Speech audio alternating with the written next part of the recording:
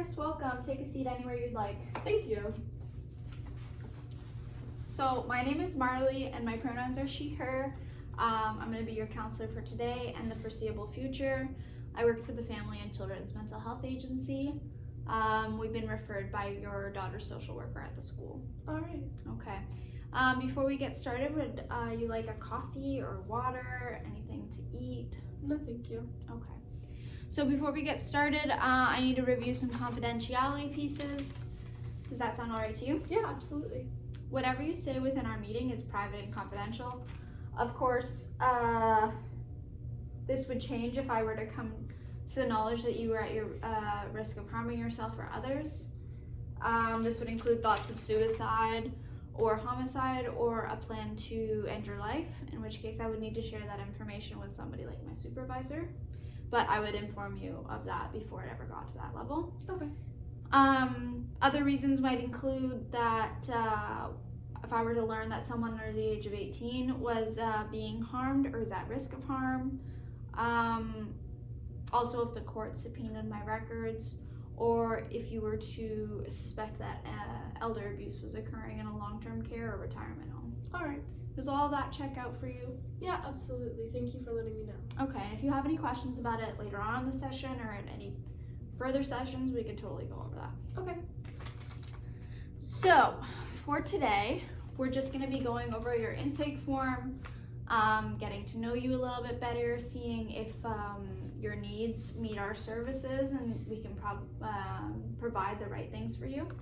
This is just a list of the things that were on your intake form so I can remember what things I wanted to circle back to. You can take a look at it at any time if you want to.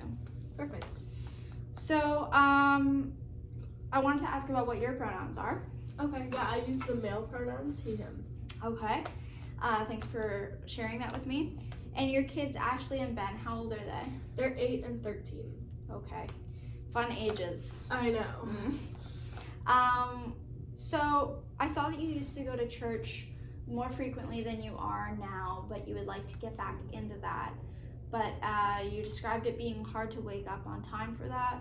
What would you say makes it hard to get the ball rolling in the morning? Yeah, so I would say it's a lack of routine, and then also my problems with alcohol during the day makes it hard for me to wake up super early and get the kids ready and get myself ready and get out of bed. Okay.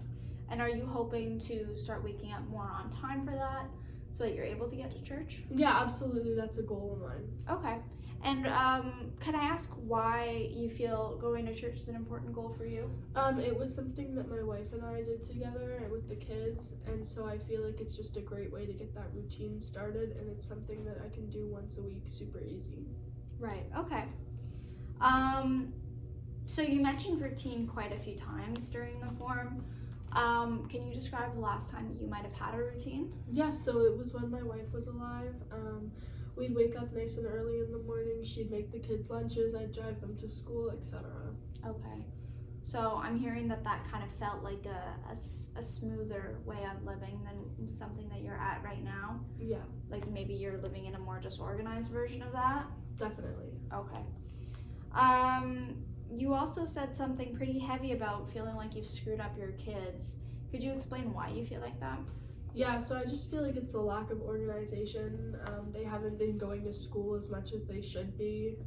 They've been missing a lot of time at school, which I know super detrimental to kids. And then also just with my mental health, I feel like it's been really weighing on them, and I know that my son's been having troubles acting out at school, and my daughter's been experiencing self-harm, so that is really hard for me to deal with. I put a lot of the blame on myself. Yeah, I can imagine that would be pretty heavy to carry as a parent.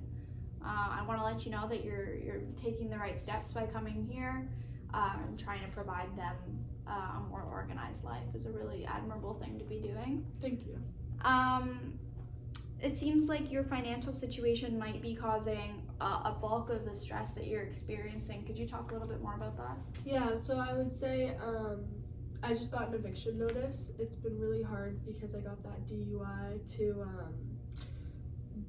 I can't drive to work, so my income is a lot less, and then also we didn't have life insurance and we've lost one income already, so it's just been almost impossible to keep up my standard of living.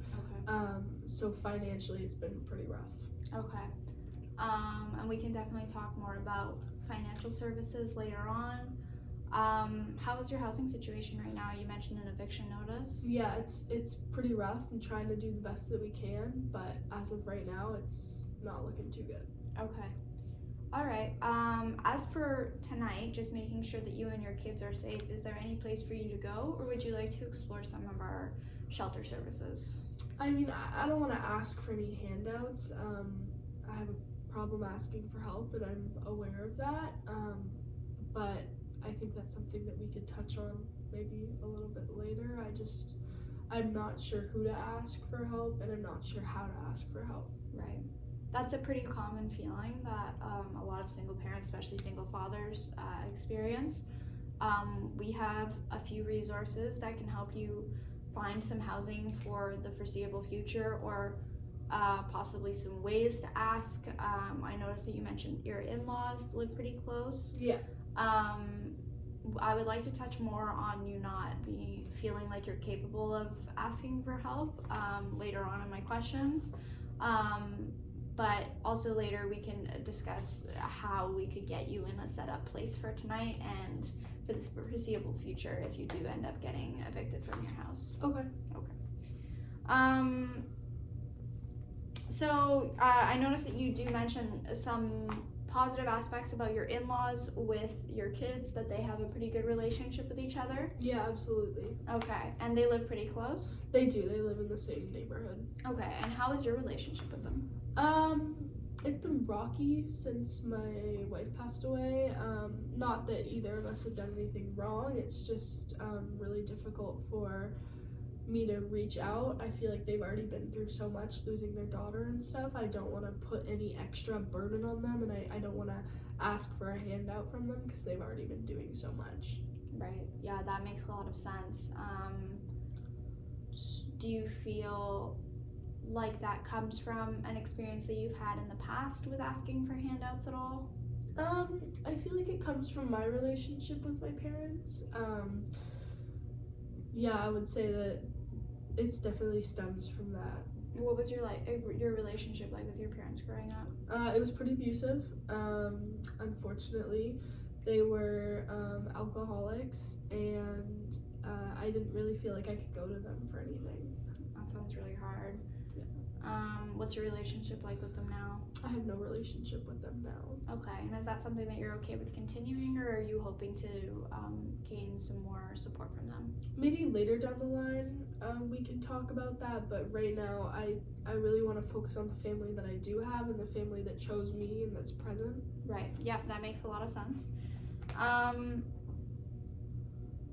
So I noticed that you mentioned the accident quite a few times, and I just want to say that must have been a very hard thing to go through, and I'm sorry that you've lost your wife and also incurred some pretty serious physical injuries from that.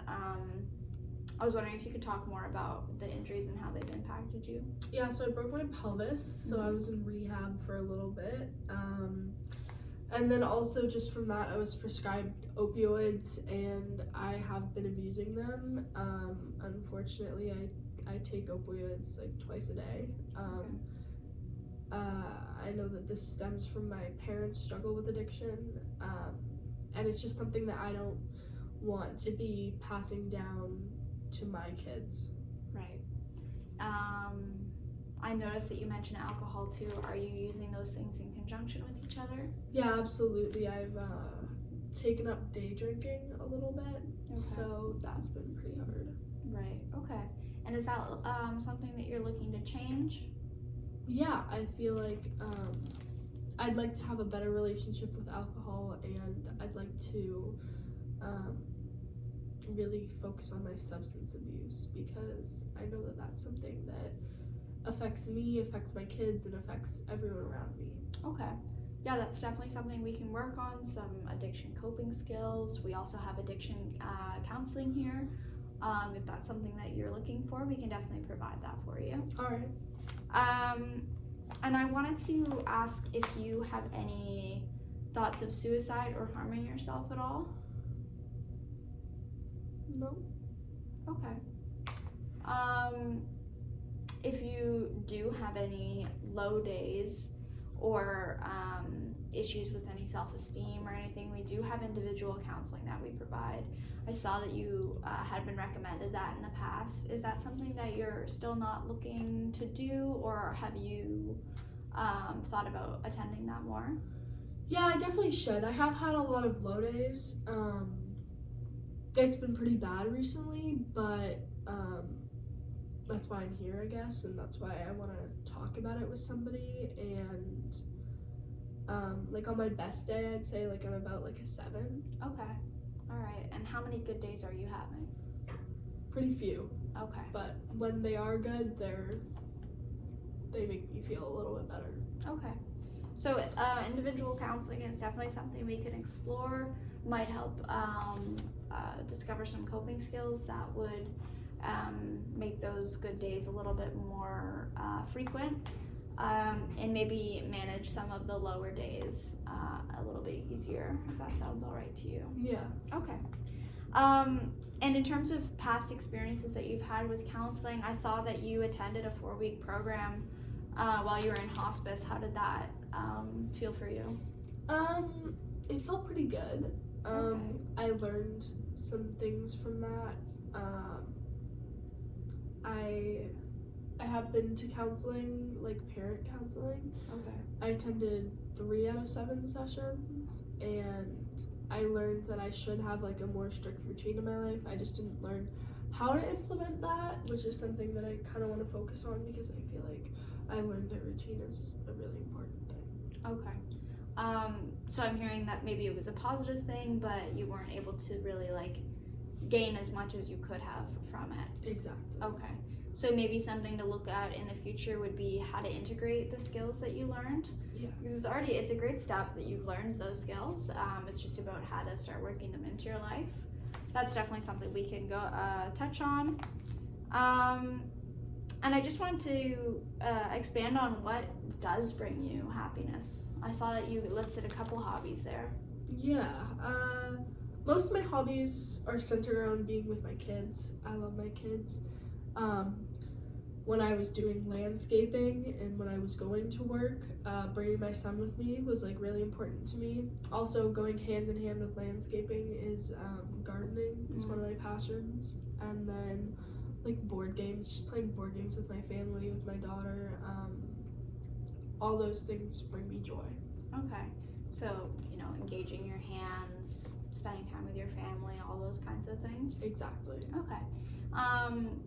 That sounds fantastic. Those are really great coping skills and really good hobbies to involve yourself in.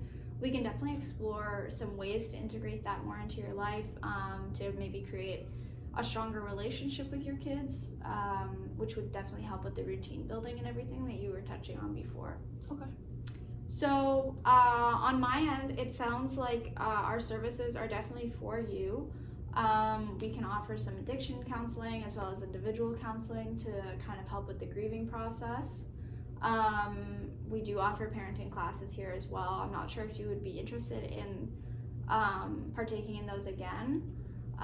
It's sounding like maybe you're having a harder time attending the classes consistently. Does that sound right? Definitely. It's something that I'm interested in, but again, just because of that lack of routine, it's really hard for me to go. Right. Okay. We can definitely talk about some skills that would be helpful with getting yourself there and implementing the things that you learn. That's something that we have available, as well as financial services, which is sounding like it might be a key part in helping take a load off of your mind right now. Also some ideas on how to feel like less of a handout and more of just utilizing the services around you. Okay. As well as housing services to maybe find some more affordable housing in your area so that the kids are able to, stay in school. I know you mentioned on the form that you felt that was pretty important. Yeah. That's definitely something that we can highlight as a part of your needs, but maybe finding something a little bit more in your price range now that you are down to one income. Okay. Okay, so all those things sound good to you? Yes, absolutely. Okay. I'd really like to thank you for coming to meet with me today. You've definitely taken a great step for you and your kids. And next time we can talk about how we can utilize those services further. All right. Thank you so much. Thank you, Chris.